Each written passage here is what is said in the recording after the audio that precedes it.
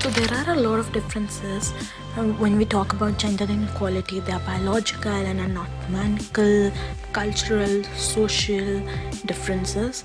Differences take birth right from the beginning when we start talking about chromosomes. So when it's XX, it's a girl child, and when it's XY, it's a male child.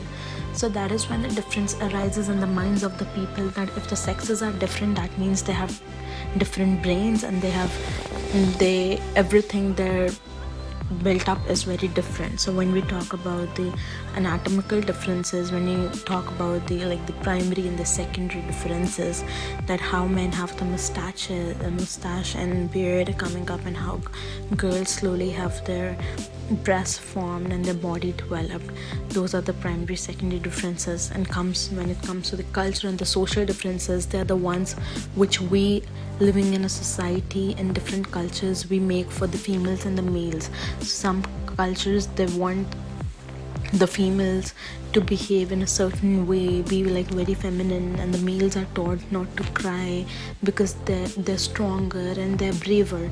So that's how the cultural and the social differences take place in gender inequality.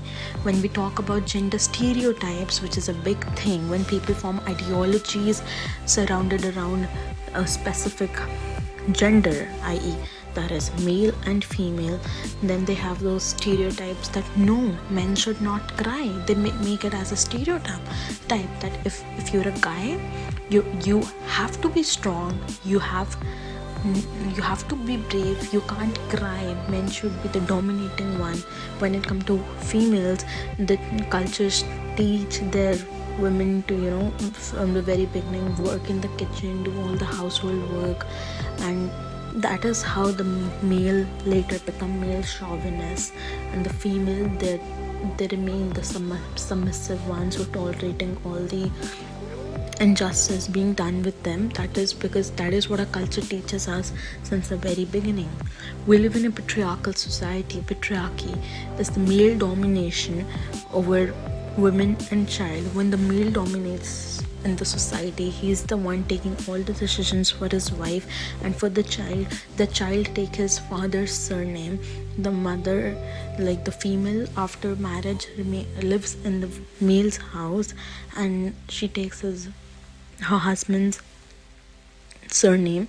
That is how patriarchy started. But patriarchy very often, and it's commonly seen that in the patriarchal society, females are not treated properly, they're not treated as equal. Gender inequality takes place here.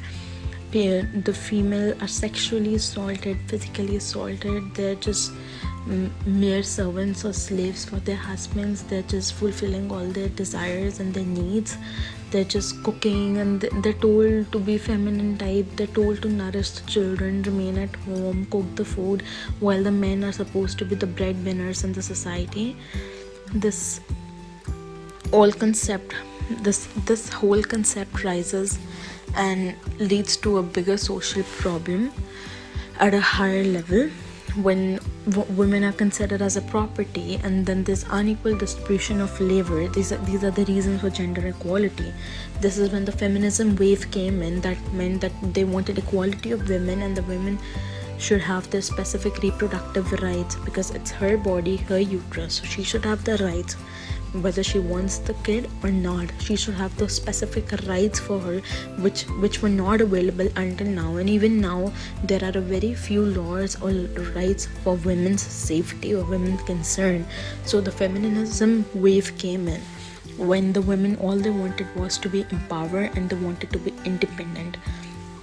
Males, like the men, are the most benefited from the inequality, because then they get to become the male, this will tend to supervise, and they're the ones kind of heading the society. This leads to unemployment, and then women are not paid well. If in the same industry both men and women are working, the women are not given enough pay, and the poor living conditions for females. They live in poverty. They have sexual assaults, child abuse, all for female child.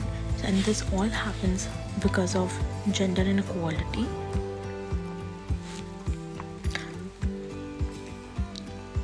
And that is how our society has been divided throughout.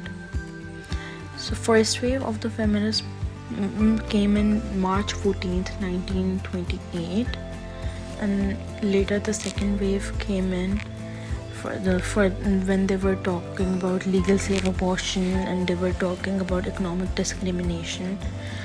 And the third wave of the feminist movement wanted equality, and they wanted the liberation for women.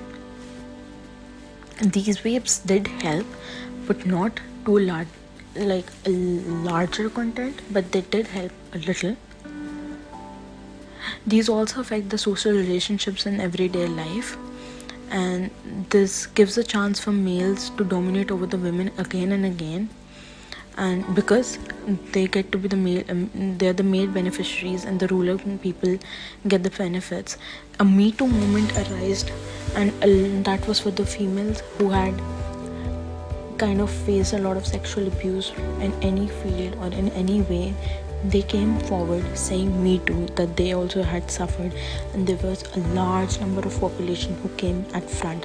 This showed that the problem was at a very, very, very large rate for this inequality problem. We see that in Canada, 30% of single mothers are raising their children in poverty. They're like single parent-led families. That shows the number of divorces happening. We see the visible minority of women living in poverty. There are so many women with disabilities. There's like senior women living in poverty. So female, be it a kid, adult, teenage, old age, they are not safe. The future is not safe. This truly kind of makes us estimate the problem of gender inequality today. Marxism feminism believes that the problem of gender inequality is not because of the biological differences in a male and a female, but a structural problem. It is the change in power relationships between the sexes that come from class-based societies. Marxist feminist argues that before social classes emerged in society, the division of gender in labor did not imply any inequality between men and women. Both sexes produced for the community, and both works had equal value. However, this all changed when society became class-based. The monogamous families concept started to emerge, where men are the head of the family, and the privatization of women's labor power. Marxist feminists gets their points from Friedrich Engels and his text The Origin of the Family, Private Property, and the State. Friedrich Engels, born in 1820 and died in 1895, co-authored many works with Karl Marx. According to Engels, the monogamous family concept is the reason of the growth of privatization of property. Gender inequality, according to Marxist feminists, is seen as being interconnected to class relationships. Gender inequality continues because it benefits the ruling class, not because it is beneficial to men. The structural functionalist perspective is the viewpoint that gender roles are functional for society. If they weren't functional for society, there wouldn't be any gender roles. A perfect example of how gender roles work together for the function of society is the nuclear family. The nuclear family brought two roles together, the leadership role and the expressive role. The leadership role was filled by the male member of the family, the father. His role was to support the family from means outside the household. He was the breadwinner of the family. The expressive role was filled by the female, the mother. Her job was to raise her children and socialize them. She managed the family from within the household. These roles were determined by biological factors. Women gave birth to their children.